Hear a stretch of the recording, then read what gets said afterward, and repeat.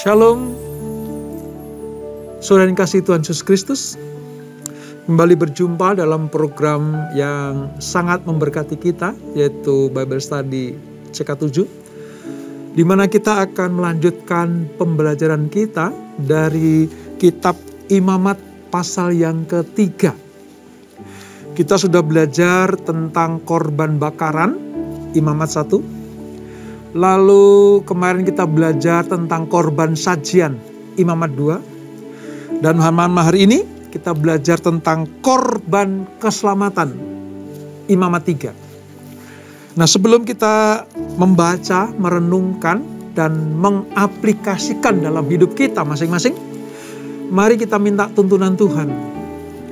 Kita minta jamahan Tuhan supaya kita mengerti apa yang menjadi maksud-maksud Tuhan di dalam firman yang akan kita baca dan pelajari ini. Kita hampiri Tuhan dalam penyembahan yang berkenan kepadanya. Haleluya, Yesus. Ini kami Tuhan, kami bawa persembahan kami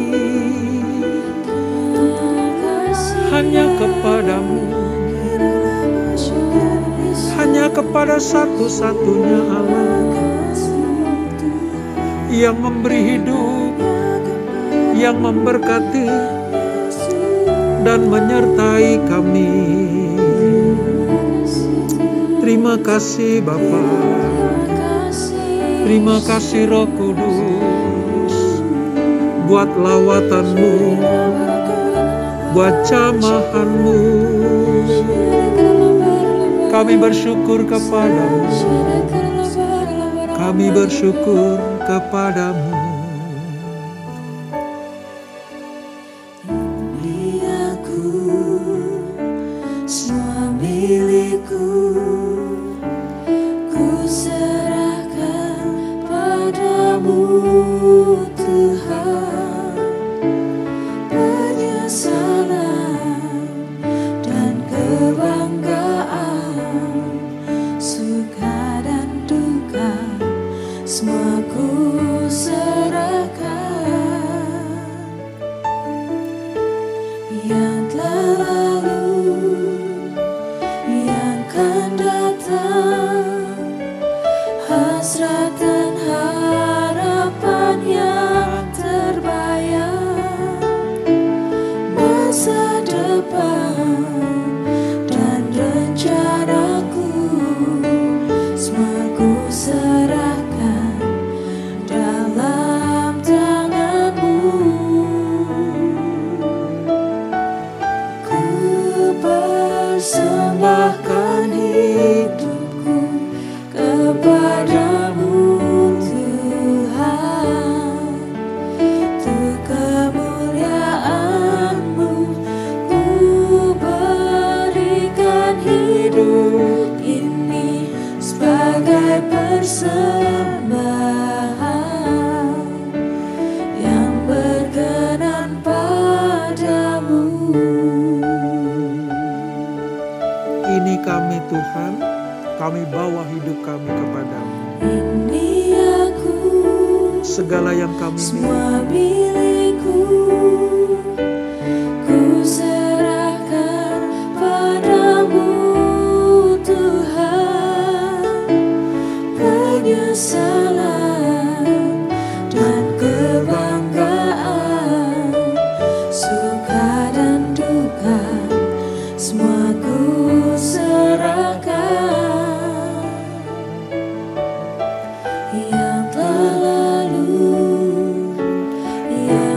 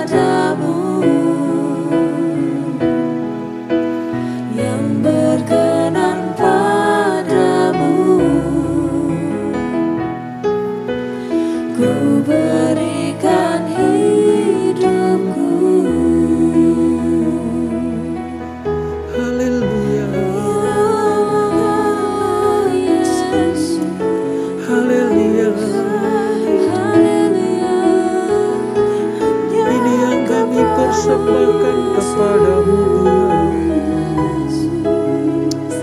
Allah yang hidup, Allah yang kudus. Terima kasih Bapa, terima kasih Tuhan buat kebaikan-Mu, buat kasih setia-Mu. Selalu kami bawa persembahan yang Tuhan sukai, yang terbaik bagi-Mu Bapa.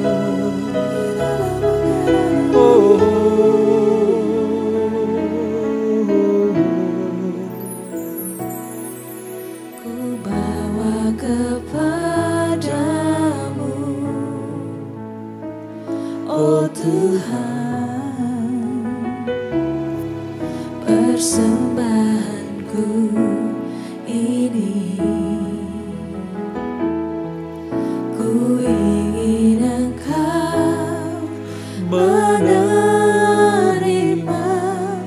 korban syukurku melalui pujian. Takkan pernah ku bawa selain yang terbaik, yang harum dan sejati di hadapan tahta-Mu. Yesusku, terimalah korban syukurku ini, yang mengalir di hatiku sebagai persembahanku. Takkan pernah ku bawa selain yang terbaik, yang harum dan sejati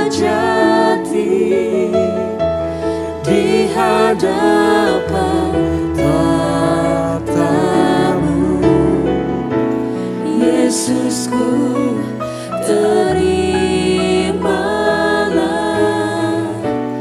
korban syukurku ini, yang mengalir di hatiku sebagai persembahanku, yang mengalir di hatiku,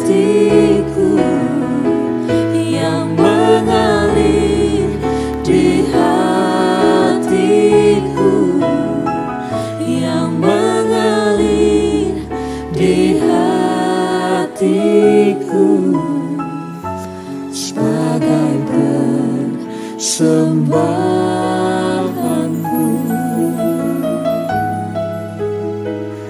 Ini Tuhan persembahan kami, seluruh hidup kami, seluruh pencapaian kami, seluruh cita-cita dan pengharapan kami, bahkan yang belum terwujud pun kami persiapkan untuk kami persembahkan kepadamu. Terima kasih Bapa, biarlah Kau berkenan atas pujian kami, atas persembahan kami, penyembahan kami yang harum di hadapan-Mu. Ajar kami selalu memberikan yang terbaik ya Tuhan, seperti apa yang Kau inginkan untuk kami lakukan. Sebentar kami akan melanjutkan pembelajaran kami dari kitab Imamat pasal yang ke-3 ini. Tuhan, mari urapi kami, jamah kami, supaya kami mengerti akan jalan-jalan-Mu, supaya kami mengerti akan peraturan-peraturan-Mu, dan kami taat, tekun, setia melakukannya, maka akan Kau perhitungkan sebagai pembenaran dan persembahan yang berkenan kepada Tuhan. Terima kasih Bapa, urapi hamba-Mu. Di dalam nama Yesus, mari yang siap belajar firman Tuhan, sama-sama kita katakan, amin. Baik saudara, persiapkan Alkitab saudara. Kita buka di halaman sekitar 108 Perjanjian Lama, di kitab Imamat pasal yang ketiga. Setelah kita belajar tentang korban bakaran, lalu korban sajian, maka di Imamat 3 ini kita belajar tentang korban keselamatan. Mungkin masih timbul dalam pertanyaan saudara, Pak, apa gunanya kita belajar tentang jenis korban-korban yang kita bawa kepada Tuhan? Apa manfaatnya? Apa nilai untungnya buat kami umat perjanjian baru?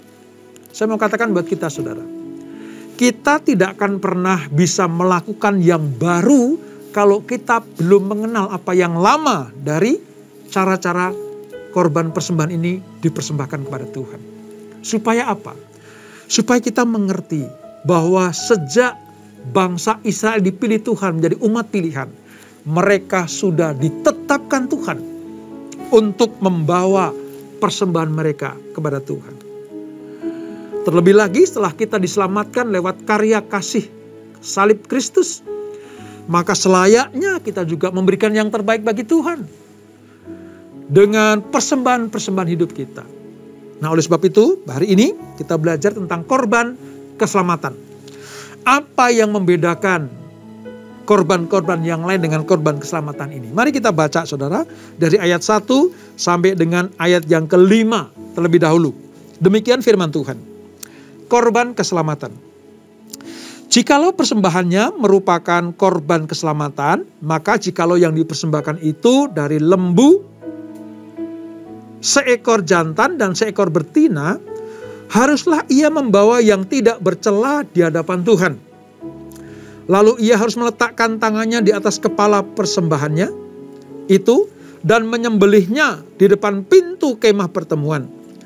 Lalu anak-anak Harun, imam-imam itu haruslah menyiramkan darahnya pada mezbah sekelilingnya. Kemudian dari korban keselamatan itu ia harus mempersembahkan lemak yang menyelubungi isi perut dan segala lemak yang melekat pada isi perut itu sebagai korban api-apian bagi Tuhan. Dan lagi, kedua buah pinggang dan lemak yang melekat padanya yang ada pada pinggang dan umbai hati yang harus dipisahkannya beserta buah pinggang itu. Anak-anak Harun harus membakarnya di atas mezbah, yakni di atas korban bakaran yang sedang dibakar di atas api, sebagai korban api-apian yang baunya menyenangkan bagi Tuhan. Dan ini saudara, jenis persembahan yang ketiga atau korban yang ketiga adalah korban keselamatan. Nah, mari kita belajar. Saya ingatkan kembali ya, kitab Imamat adalah mengajarkan orang Israel bagaimana cara menghampiri Allah melalui darah pendamaian. Ya, inilah standar kehidupan kudus yang ditetapkan Allah bagi umat pilihannya. Oleh sebab itu, yang diminta Tuhan adalah ketaatan. Sekali lagi, ketaatan. Nah, korban keselamatan ini merupakan korban sembelihan, saudara. Karena di dalamnya disebutkan ada lembu, jantan atau betina. Yang kedua, bisa kambing domba, ayat 6 itu ya. Jantan atau betina. Dan yang ketiga, bisa berupa seekor kambing. Ya, berupa seekor kambing yang jantan atau betina. Jadi dalam hal ini, baik jantan atau betina bisa dipersembahkan sebagai korban keselamatan. Tapi syaratnya satu. Apa itu? Tidak bercacat. Tidak bercacat. Ini yang membedakan antara korban bakaran dan korban sajian. Ingat ya, kalau korban bakaran itu yang jantan. Kalau korban sajian itu tepung atau bulir gandum. Tapi korban keselamatan bisa lembu sapi, atau bisa kambing domba, bisa jantan atau betina. Yang penting tidak cacat. Nah, apa maksudnya saudara? Korban keselamatan, kata Ibraninya itu sebenarnya Shebah Shelamim. Shebah Shelamim. Yang diterjemahkan sebagai korban kesatuan atau korban kelengkapan. Apa maksudnya korban kesatuan atau korban kelengkapan? Kelengkapan berarti hubungan yang erat atau persekutuan yang kokoh dan kuat antara Allah dengan manusia. Jadi untuk menjalin hubungan yang kuat, erat, kokoh dari manusia kepada Allah, maka pihak manusia memberikan korban keselamatan atau Shebah Shelamim, supaya ada kesatuan atau kelengkapan dari hubungan antara manusia dengan Allah. Dari Allah memberikan perjanjian dan memberikan berkat-berkatnya. Dari pihak manusia, dalam hal ini bangsa Israel, mempersembahkan korban keselamatan. Ini maksudnya saudara. Nah, secara ritual, korban ini mempunyai banyak kesamaan sebenarnya dengan korban bakaran di pasal 1. Ada kesamaannya. Masing-masing adalah makhluk hidup yang disembelih. Di dalam korban keselamatan ini, imam-imam termasuk anak Harun menyembelih korban, lalu darahnya ditampung, dipercikkan di mezbah-mezbah. Kalau korban bakaran di imamat 1 saudara, semua korban dibakar habis. Habis. Sekali lagi, di korban bakaran imamat 1, semua korban yang disembelih itu dibakar habis. Tetapi dalam korban keselamatan ini, ya, persembahannya yang memberikan korban persembahan termasuk imam dan umat yang membawa korban persembahan itu makan sisa korban yang disembelih. Bersama dengan imam mereka makan bersama-sama. Ini bedanya. Makanya dikatakan tadi Shebah Shelamim itu ada persekutuan. Ada hubungan yang kokoh. Bukan hanya Tuhan yang menerima korban yang dibakar dari bagian dari korban keselamatan itu. Tetapi para imam dan umat yang mempersembahkan korban boleh makan bersama-sama. Yang dibakar apa saudara di dalam korban keselamatan? Tadi dikatakan begini. Tadi ya, kalau kita baca ya, isi perut dan lemak-lemak itu dibakar. Isi perut dan lemak-lemak itu dibakar. Dan itu adalah kesukaan Tuhan pada korban keselamatan ini. Sisanya daging-daging yang lain itu diolah oleh para imam. Lalu dimakan bersama dengan umat yang membawa korban persembahan. Ini yang membedakan dengan korban bakaran. Ya, jadi ngerti ya sekarang ya saudara? Bagaimana Allah mengatur segala sesuatu ini. Supaya umat Israel setia kepadanya. Taat kepadanya. Ya. Jenisnya hanya ada 2 tadi. Lembu, sapi, atau kambing domba.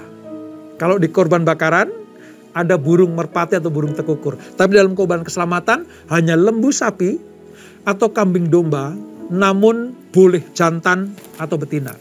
Yang penting tidak bercacat dan bercela. Nah, ini menggambarkan apa sih saudara? Kalau Tuhan minta yang tidak bercacat dan tidak bercela, artinya Tuhan minta apa?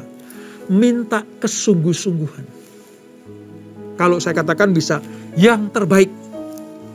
Seperti pujian kita tadi. Kita tidak akan pernah membawa korban yang tidak yang terbaik. Artinya kesungguh-sungguhan. Sebuah bukti pengabdian kita kepada Allah. Itu artinya tidak bercacat dan bercela. Kita memberikan dengan rela. Kita memberikan dengan ucapan syukur. Dengan sukacita.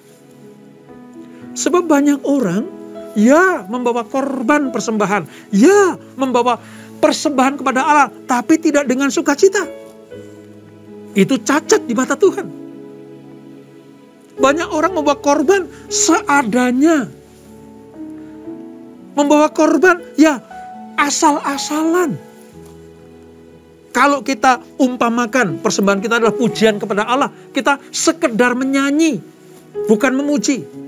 Sebab ada perbedaan antara memuji dan menyanyi. Banyak orang bisa menyanyi, tapi berapa banyak di antaranya berupa pujian kepada Allah? Kalau korbannya tidak bercacat celah, Tuhan minta apa? Sungguh-sungguhlah membawa korban kepada Allah.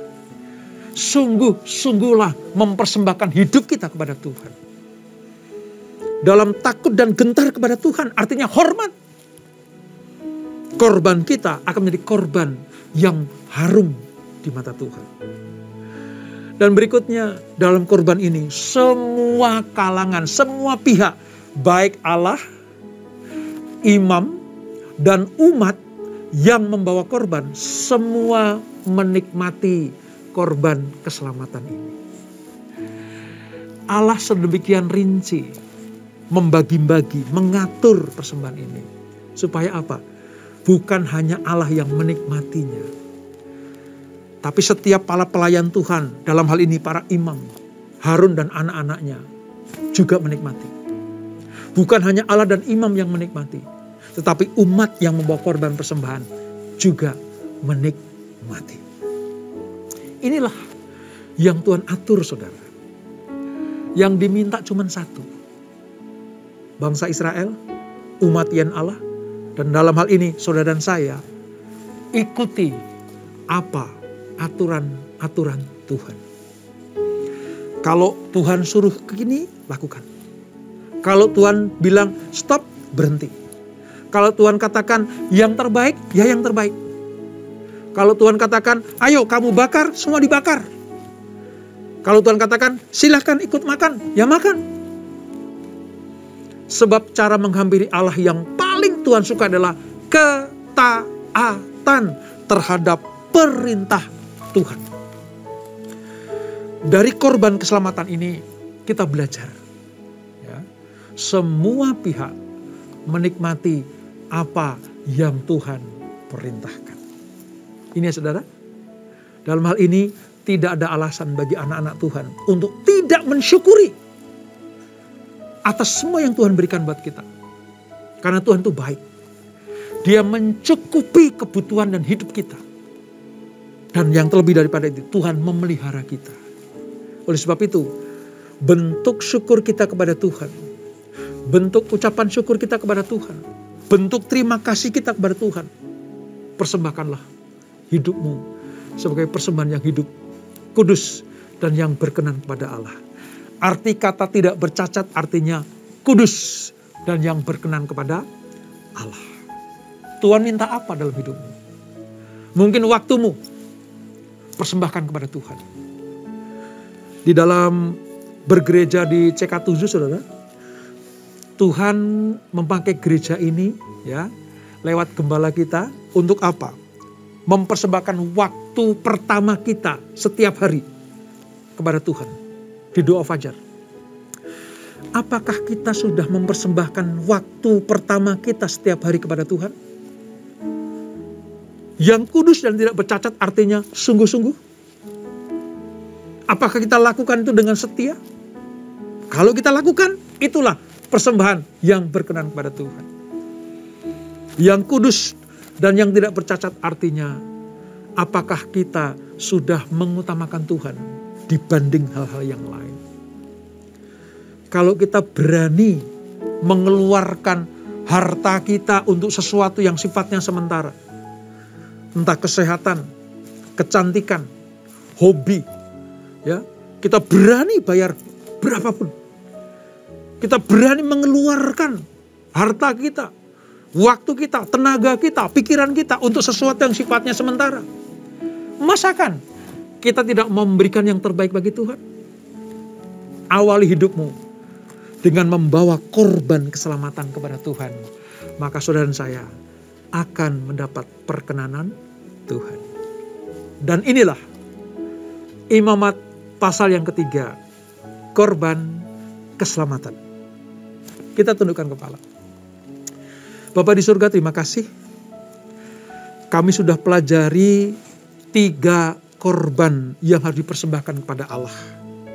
Korban bakaran, korban sajian, dan korban keselamatan. Sekarang kami mengerti, di dalam korban keselamatan ini, Allah mengizinkan, bukan hanya Tuhan yang menerima lemak dan isi perut yang dibakar itu merupakan dupa yang harum. Tapi juga Tuhan mengizinkan para imam menikmati daging-daging untuk dimasak, dimakan bersama. Dalam hal ini Harun dan anak-anaknya. Tapi juga Tuhan mengizinkan umat Allah menikmati korban ini. Ini artinya seperti yang Tuhan katakan, ini korban kesatuan, unity antara Tuhan bersama dengan umatnya yang diwakili oleh para imam itu. 3 pihak ini menikmati apa yang Tuhan izinkan untuk dinikmati. Kami belajar juga bagaimana entah itu betina atau jantan, bagi Tuhan yang penting tidak bercacat. Itu mengandung arti kudus, sungguh-sungguh, tidak main-main, tidak sembarangan di dalam mempersembahkan korban. Seperti kami diminta Tuhan untuk mempersembahkan hidup kami, waktu kami, pikiran kami, tenaga kami, baik sebagai jemaat maupun sebagai pengerja. Ajarkan kami Tuhan, memberikan yang terbaik kepadamu. Kami dididik, kami diajar supaya setiap mengawali hari kami membawa korban persembahan kami dalam doa fajar. Kami mau melakukan yang terbaik bagi Tuhan. Bukan hanya Tuhan yang menikmati, tapi kami juga harus menikmati korban-korban kami itu. Terima kasih Bapak. Berkati terus umat-Mu. Berkati terus gereja-Mu. Berkati kami semuanya. Supaya kami betul-betul taat dan setia kepada Tuhan. Terima kasih Tuhan Yesus untuk pelajaran pada malam hari ini. Bawa kami kepada kehendak-Mu. Keluarga demi keluarga diberkati Tuhan. Anak-anak muda, generasi Yeremia diberkati Tuhan. Untuk belajar taat dan setia. Menjaga kekudusan dan mempersembahkan hidupnya kepada Tuhan. Berkati Pak suami, istri, anak-anak. Berkati pekerjaan usaha bisnis mereka. Berkati studi mereka. Berkati pelayanan mereka bagi mereka yang melayani Tuhan dan sesama. Berkati gereja-Mu. Kami percaya kalau gereja-Mu taat dan setia, maka gereja-Mu akan semakin diberkati Tuhan. Terima kasih Bapak. Sebelum kami berpisah, kami siapkan hati kami, terima berkat yang daripada-Mu. Kekasih-kekasih Kristus, arahkan hatimu kepada Tuhan. Terimalah berkat kasih anugerah dari Allah Bapa yang berlimpah-limpah di dalam anaknya yang tunggal Tuhan Yesus Kristus, dan persekutuan yang manis dalam Roh Kudus menyertai kita semuanya. Mulai saat ini sampai Maranatha. Tuhan Yesus datang untuk yang kedua kali, menjemput kita semuanya, dibawa masuk dalam rumah Bapa yang kekal, menikmati kemuliaan sampai selama-lamanya. Yang diberkati, sama-sama kita katakan, amin, amin, amin. Tuhan Yesus memberkati.